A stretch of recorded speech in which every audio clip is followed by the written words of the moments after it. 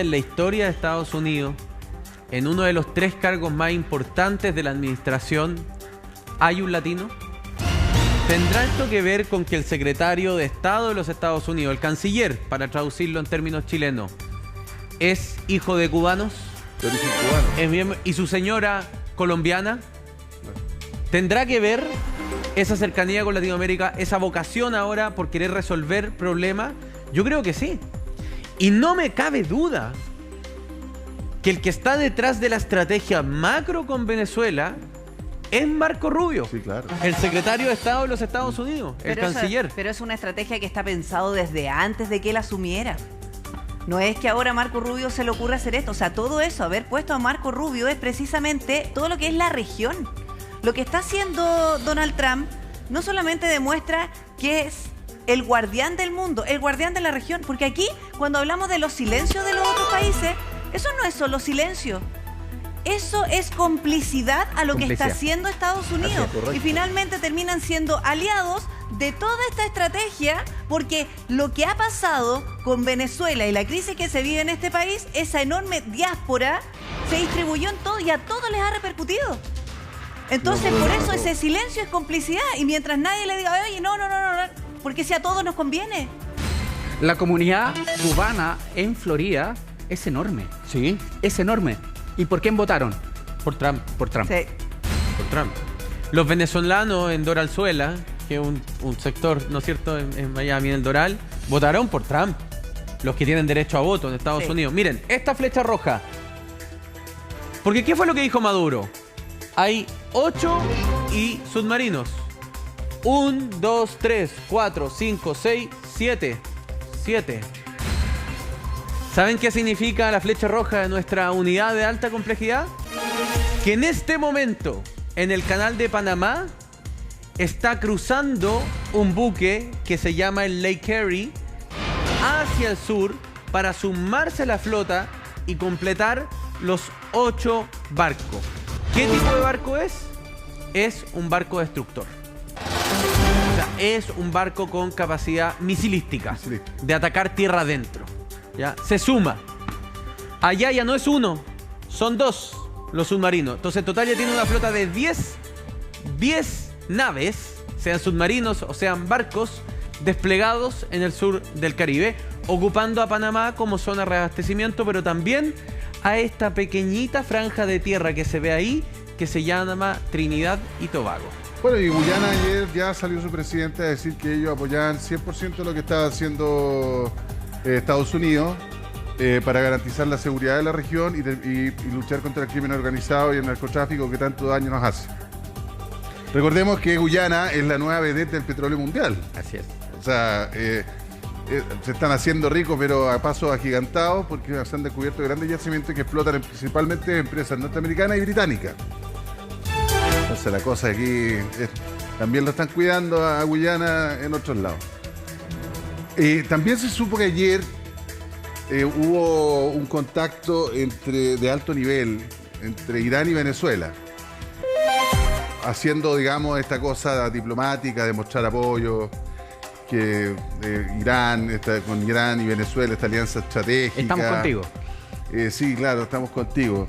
Pero lo que te demuestra esto, junto con el viaje de Jorge Rodríguez a China, es que el compadre está tirando manotazos de abogado. Eso es lo que yo siento. De abogado. Primero, Irán no tiene ningún poder de negociar nada. Segundo, el viaje de Jorge Rodríguez a China, Jorge Rodríguez, presidente del Congreso de Venezuela, fue tan patético que en la reunión a la que asistió no lo dejaron estar en la foto. Así de patético fue el viaje de Jorge Rodríguez a China. Es como cuando Maduro hizo el ridículo yendo a la cumbre de los BRICS y no lo dejaron entrar a la foto de países ni siquiera asociados o amigos. ¿Ya? O sea, es para el mundo un elemento tóxico. ¿Un paria? Si yo te toco, una paria. ¿Un paria? Un paria. Sí. Si yo te toco, caigo contigo. Entonces, es esa soledad venezolana la que hace pensar que, insisto, yo creo que ninguno de nosotros cree aún que aquí va a salir un misil. Pero todos creemos que algo podría ocurrir. Es que lo que está logrando es que Venezuela se quede solo. Y es un buen objetivo. Y en eso que dice la PRI, ¿qué tan probable crees tú que en la reunión de Trump y Putin hayan conversado el tema de Venezuela y le haya dicho a Rusia, no te metas acá? Totalmente probable. ¿Y sabes por qué? Porque acuérdense que la reunión de Putin con Trump, una reunión que iba a ser solos los dos, terminó siendo una reunión ampliada de 3x3. Eso quería decir que estaba el presidente, el secretario de Estado y el secretario de Defensa. No te quepa la menor duda, Claudio, que si Marco Rubio estaba en esa mesa, Claro. Venezuela fue tema de conversación con Putin. No te quepa ninguna duda. Al menos a nivel de cancillerías. Entre Lavrov y Rubio. Ahí. Entonces, Estados Unidos llegó a un punto donde tiene relativamente neutralizado a Rusia. Rusia no va a desplegar un solo avión al mar sur del Caribe para defender nada. No, ya no lo hizo. Irán, absolutamente disminuido, todavía recuperándose de los bombardeos y de la asfixia que le generó Israel y Estados Unidos en los últimos meses. Cuba, en una de sus mayores crisis económicas de los últimos 20 años, absolutamente aislado. Nicaragua, la monarquía de los Ortega, ¿no es cierto?, absolutamente aislado. Y China, que recibió a Jorge Rodríguez y no lo dejó salir en la foto. Ustedes No, que saben más de historia que yo, la crisis de los misiles tú la descartarías, ¿no es cierto? Mira, qué buen punto. A Repe, Porque- cuando le brillan los ojos, cuidado. Aquí viene la clase de Repe. Ustedes saben más de Qué buen historia. punto. Porque parte, yo te aseguro que parte de las negociaciones y de este cuidado que ha tenido Estados Unidos para con Rusia va mucho más allá simplemente de un poderío ejército o de influencia geopolítica. ¿Qué pasa si es que a Nicolás Maduro se le ocurría lo siguiente?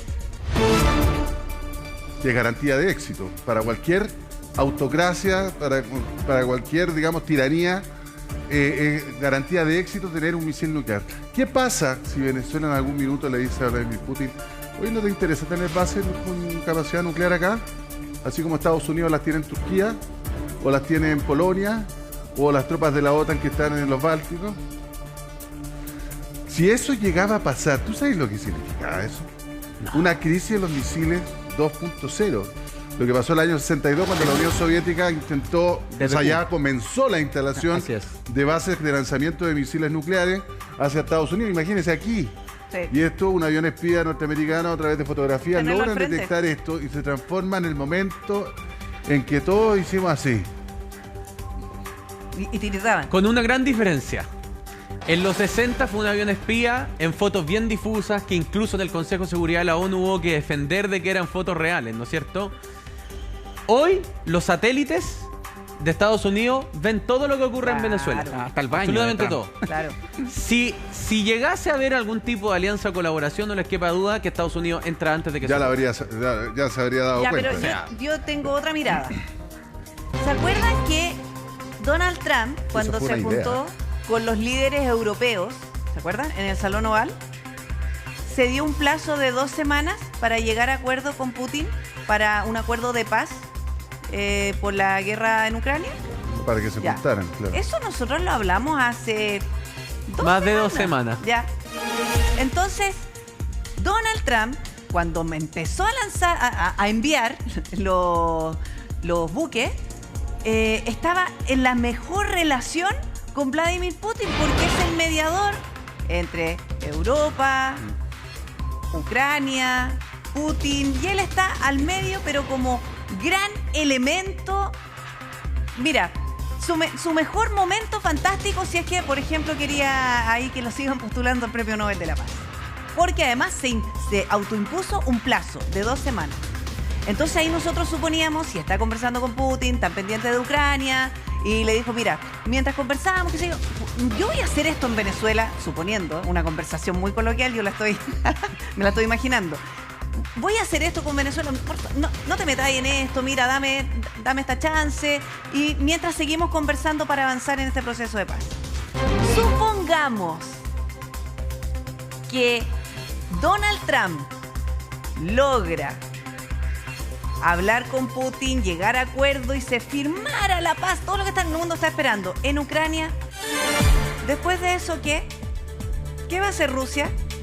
Si ya se terminaron las negociaciones con el mundo, ¿qué va a hacer Rusia? ¿En qué se va a entretener?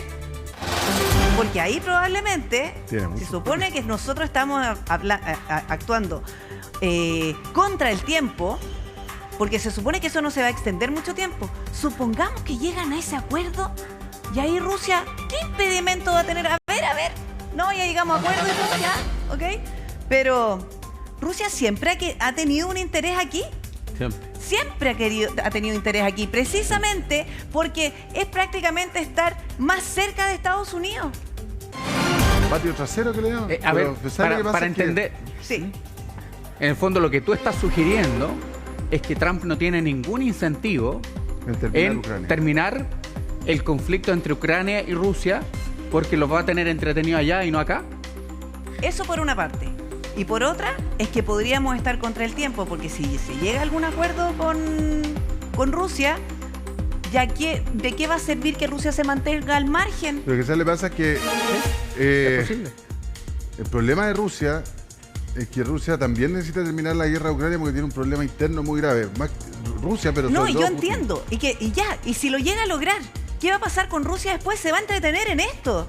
Tiene mucho que hacer en el fondo interno, pero puede ser. ¿Cómo es eso de entretener? No, porque en el fondo yo sé que tienen problemas internos. Estados Unidos también tiene problemas internos. Sí, Pero son muchísimo. países, son potencias que se miden en este gallito de quién es más importante a nivel mundial.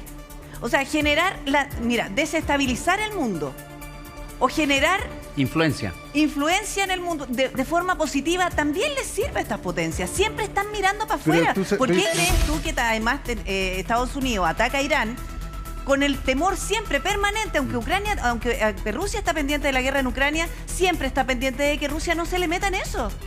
Siempre es un tema Rusia. Pero si Rusia ya tiene zanjado su tema, ojalá que sea así, pero si es que ya lo llegara a zanjar, ¿ustedes creen que va a ser vista gorda con lo que está pasando en Venezuela? Pero es que yo creo que ese momento ya fue. Es que todavía están en negociaciones. No, pero el momento de que Putin diga ya, sabes que ya terminé con Ucrania, me voy a preocupar de lo que pasa acá. ¿Eso? Yo me imagino que puede ser que estos dos líderes, yo me lo imagino así, Donald Trump y Vladimir Putin, se dieron una especie de pausa para que no intervengan los dos en Venezuela. Es un matrimonio por conveniencia, básicamente. Básicamente. Pues. Sí, es un que matrimonio yo por insisto, conveniencia. Yo creo que detrás de todo esto está Marco Rubio. Fíjense que Marco Rubio esta semana está de viaje. México, Ecuador, Argentina. ¿Qué está haciendo Marco Rubio en Latinoamérica? Buscando alianzas. Está neutralizando posibles ataques a cualquier acción sobre Venezuela. Está buscando aliados en el caso de Ecuador, ¿no es cierto? En el caso de Argentina. Marco Rubio partió a esta gira en la sede del Comando Sur de la Defensa de Estados Unidos, desde donde se controlan todas las acciones en el hemisferio sur occidental del mundo. Ahí fue a saludar a el ejército, un canciller, que no es el Ministerio de Defensa. Canciller.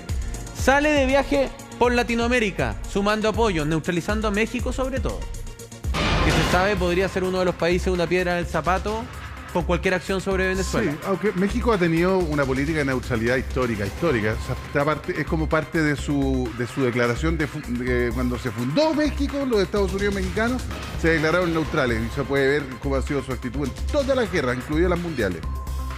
Sí, pero México fue interlocutor y casi boicoteador de la oposición venezolana para la elección del 28 de julio. Sí, porque hoy día México está atravesando por una encrucijada ideológica. Exactamente.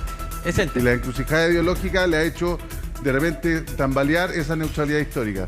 Pero es muy poco probable que México sea un actor tan relevante a la hora de cualquier acción de Estados Unidos acá. ¿Por Salvo qué? en un exilio. ¿Ah? No, está bien, puede ser un exilio, puede ser casa, pero yo creo que eso es lo que menos le preocupa a Estados Unidos. Porque Estados Unidos, México no tiene mucho que decirle a Estados Unidos. Cada vez que se le desordena a México, Estados Unidos le aprieta el zapato con aranceles, le aprieta el zapato con el tema de la migración, y el comercio mutuo, que es enorme. México, como decía el otro día, duerme al lado de un elefante. Lógico. Y depende Y depende de ese elefante. Entonces México muy poco margen de movimiento. Ahora, que tiene. Repe. Marco Rubio sería la cabeza detrás de esta operación. Lo intuimos nosotros, que conocemos la interna. Lo intuye Estados Unidos, que sabe que es hijo de cubanos, Claro, casado con una colombiana. Primera vez que un canciller es latino. Es una tremenda señal. Posible candidato presidencial en la próxima elección. Precandidato presidencial en el pasado. Marco Rubio es una figura relevante. Ex senador de Florida. Ex presidente de la Comisión de Relaciones Exteriores del Senado de los Estados Unidos. Enemigo público de China durante los últimos 15 años. Le ha hecho la vida imposible a China como senador. Bueno, Marco Rubio, para quienes recién lo vienen conociendo, no solo nosotros creemos que está detrás de esto. ¿Saben quién también lo cree? Nicolás Maduro. Nicolás Maduro cree que Donald Trump está prácticamente siendo utilizado por Marco Rubio. Claro. Escuchemos lo que dijo Nicolás Maduro. Vamos. Mr. President, Donald Trump, Para que entienda. usted tiene que cuidarse porque Marco Rubio quiere manchar sus manos de sangre, con sangre suramericana, caribeña, con sangre venezolana. Lo quieren llevar a un baño de sangre y que su apellido, Trump, se manche de sangre por los siglos de los siglos. ¿Viste? Que señor, Hoy como si le señor estuviera dando un Trump. consejo. Sí, cariño. Exacto. Sí, sí. Señor Trump, a usted lo está usando. Sí, sí. Qué Lo está empático. usando Marco Muy Rubio. empático, muy Marco empático. Rubio quiere que sus manos se manchen de sangre. Esta es la cabeza de Marco Rubio, la que está detrás de esto. O sea, no solo en Estados Unidos está, ojo, para muchos un plan brillante en Estados Unidos. Si uno lee la prensa, incluso la prensa demócrata, por el nivel de presión sobre Venezuela. Sino que Maduro decide ya no enfrentarse con Trump, o sea, no con el perro grande, sino atacar a Marco Rubio, el secretario de Estado. Que puede ser que todo esto inédito de que sea un político de origen cubano, que sea un latino, primera vez secretario de Estado, puede ser que todo esto es un plan, puede ser perfectamente de Marco Rubio. Sí. Y llegó donde Donald Trump y le dijo, Mr. President, o antes, cuando era candidato, le dijo, esta es mi idea. Ya, compadre, la quería implementar, te nombro canciller. Marco Rubio se bajó de la carrera presidencial por Trump. Exacto. ¿Ustedes creen Oye. que no hubo negociación ahí, por favor? Espérense. ¿Ustedes creen que Donald Trump hace 4 meses sabía lo que era el cartel de los soles? ¿Quién es el primero que empieza a hablar en el Senado del cartel de los soles? De la droga de Venezuela. En la Comisión de Relaciones Exteriores del Senado, Marco Rubio. Mira. ¿Quién es el primero que dice hay que ponerle recompensa a las cabezas de Maduro? El compañero de bancada de Marco Rubio, Rick Scott, senador por la Florida. O sea, este es un discurso y es una construcción de un plan de Florida que sale de la cabeza de los 2 senadores de Florida. Y ahora uno de esos senadores es el canciller de Estados Unidos. Mira, tenemos la posibilidad de conversar con Maritrini Mena. Ayer hablábamos con ella y después de escuchar y ver la puesta en escena del presidente Nicolás Maduro ayer dirigiéndose directamente a Marco Rubio, me gustaría preguntarte a ti, Maritrini, ¿cuál es tu impresión? ¿Cómo estás viendo tú a Nicolás Maduro? Buenos días. Hola, buen día, Priscila.